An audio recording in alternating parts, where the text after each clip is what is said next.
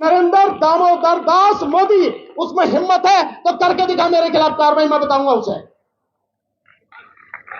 और बहुत ही अगर जनता उसको पसंद करती है, इस देश की सारी जनता उसको चाहती है, इतना वो खूबसूरत है, इतना वो बढ़िया व्यक्ति है, तो मैं सीना ठोक के कहता हूं, एक बार बैलेट पेपर से चुनाव करा, तेरे सामने मैं लड़ूंगा, फिर जीत के दिखाइयो, पता लग जाएगी तुझे तेरी औकात। साथियों, इन चीजों को समझने की जरूरत है। ईवीएम है तो मोदी है, मोदी है तो तुम नहीं हो, तुम्हारी तबाही है। ईवीएम नहीं है तो ही देश बचेगा, तो ही तुम बचोगे, तुम्हारी आने वाली पीढ़ी बचेगी, तुम्हारे बच्चों का भविष्य बचेगा। उसके बाद ही अधिकार की बात करना। अबे जिंदा रहोगे तो अधिकार मांगोगे ना। आपको मालूम होगा, बड़ा हल्ला मच रहा है कि संसद की सुरक्षा में चूक, और बीजेपी के जो एमपी है उसके माध्यम से पास बनवाए गए उन लोगों के, जिससे वो अंदर पहुंचे, और उसी दिन 2 महत्वपूर्ण कानून पास कर दिए गए और आप इसी सुरक्षा में अटके पड़े। एक, इलेक्शन कमीशन को अधिकार दे दिए, और दूसरे, अगर आर्थिक स्थिति के विषय में कोई भी बोलेगा तो उसे आतंकवाद माना जाएगा। ये कानून पास हो गए।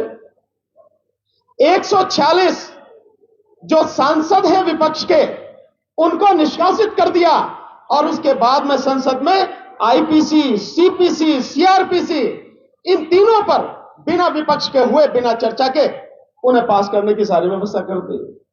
आपको नहीं समझ में आ रहा कि जिस व्यक्ति के खिलाफ, जिस सरकार के खिलाफ आपको लड़ाई लड़नी है, उसकी रणनीति क्या है, वो कैसा छल कपट से भरा हुआ व्यक्ति है, किस तरह की चालें वो चल रहा है। आप अधिकार मांग रहे हो, पहले बचोगे तो अधिकार बचेगा ना, अधिकार मांगोगे।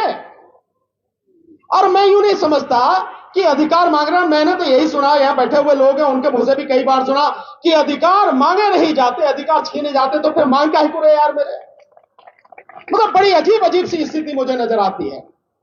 साथियों, आपका कुछ नहीं बचेगा अगर आपको विश्वास नहीं है। जो सोशल मीडिया में बहुत गहनता से लोग रिसर्च कर रहे हैं और अपनी बातें आपके सामने रख रहे हैं, उनको सुनो। आप सब कुछ पूरी तरह से तबाह करने का इंतजाम कर लिया गया है, और यह सब कुछ कानूनी रूप से होगा, यह गैर कानूनी रूप से नहीं होगा। संविधान में, कानून में परिवर्तन करने के बाद पूरा देश पुलिस राज्य में बदल दिया जा रहा है, और उसके बाद पुलिस के माध्यम से आपकी गर्दन काटी जाएगी, आप चू भी नहीं कर सकेंगे। आपको नहीं समझ में आ रहा है, मैं बार बार इस बात को कहता हूं। इस मोदी सरकार को जब तक आप पूरी तरह से अंधकार में दफन नहीं कर दोगे, पाताल की गहराइयों में दफन नहीं कर दोगे, आपको कुछ मिलने वाला नहीं है, बचने वाला नहीं है। मिलेगा तो दूसरी बात है। अभी एक रिपोर्ट आई है, अभी आदरणीय राजन पाल गौतम जी ने जो बताया, आपको इससे नहीं समझ में आता कि 2.25 लाख स्कूल बंद हो गए। ये क्या है? और जो 2020 में नई शिक्षा नीति जो आई है, उसके अनुसार क्या है? हर चीज को प्राइवेट हाथों में दिया जा रहा है, हर चीज को। और जब सारी चीजें प्राइवेट हाथों में चली जाएंगी, शिक्षा को भी प्राइवेट हाथों में दिया जा रहा है, तो कहां से तो आप पढ़ेंगे, आपके बच्चे कहां से पढ़ेंगे, कहां से आपको जानकारी मिलेगी, कहां आप नौकरियों में आ सकोगे, कहां व्यापार में जा सकोगे, क्या कर सकोगे? कुछ भी नहीं साथियों। तो ये जो सारी चीजें हैं जिस तरह से की जा रही हैं, कुछ भी बचने वाला नहीं है।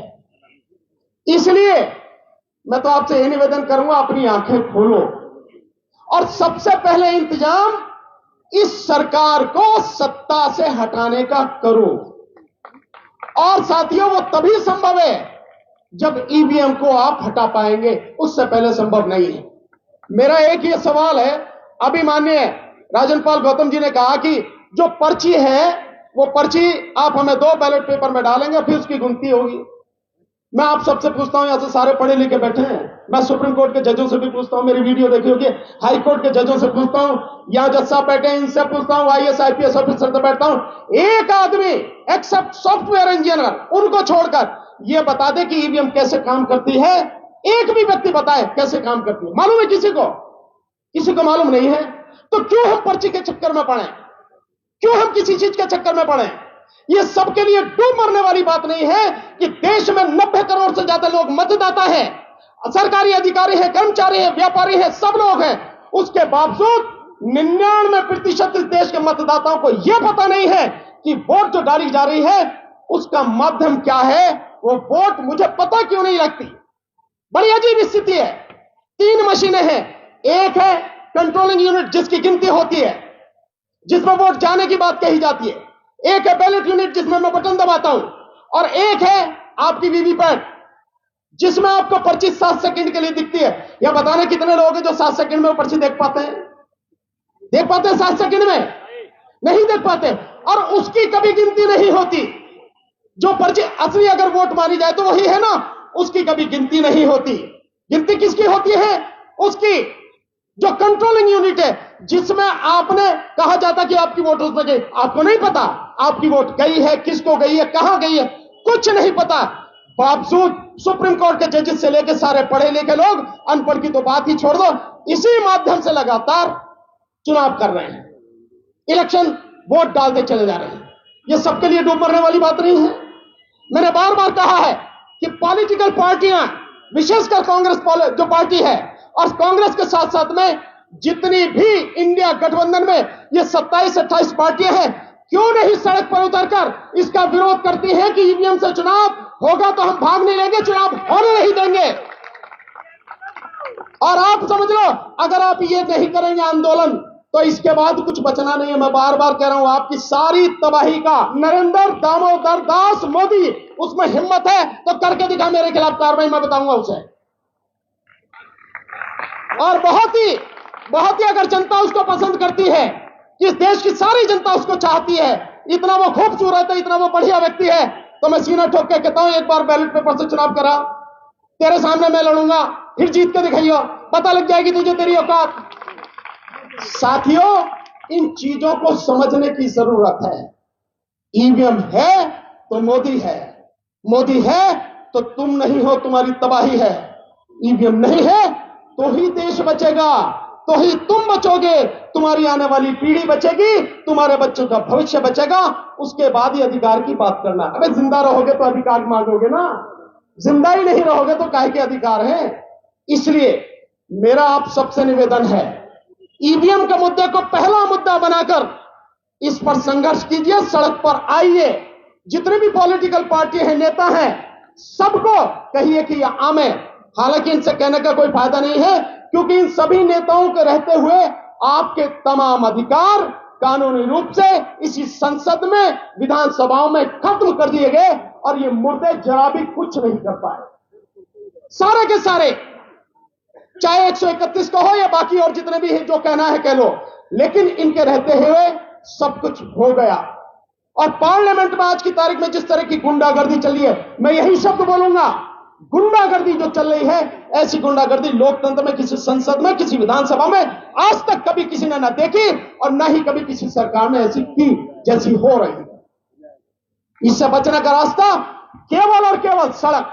देश की अदालतें, हम भी अदालत में रहते हैं, देश की अदालतें मैं बिल्कुल खुलेआम कह सकता हूं, अब इस काबिल नहीं रही कि लोगों को बचा सके, देश के संविधान की रक्षा कर सके, आपको आपका अधिकार दिला सके। और जब अभी जज साहब कह के गए कि जून 18 में जब 4 जजेस बाहर निकल कर आए, तो उन्होंने भी तो पब्लिक से कहा था कि लोकतंत्र खतरे में, तो तब भी नहीं समझे।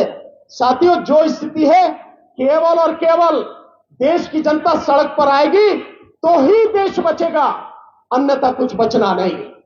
मैं एक सूचना आपको देता हूं, शायद आप लोग साथ दे पाए हमारा।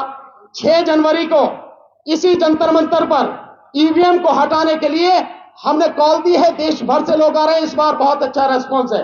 मैं आप सबसे निवेदन करूंगा, एक एक व्यक्ति जो यहां बैठा है और जो नेता है, सारे के सारे, मेरा अभी साहब आपको निमंत्रण है, सारे के सारे 6 जनवरी को यहां आए। साथियों, मेरी बेटी की शादी नहीं है, मेरे बेटे का भी यहां नहीं है, जनता की लड़ाई है, हम सबकी लड़ाई है।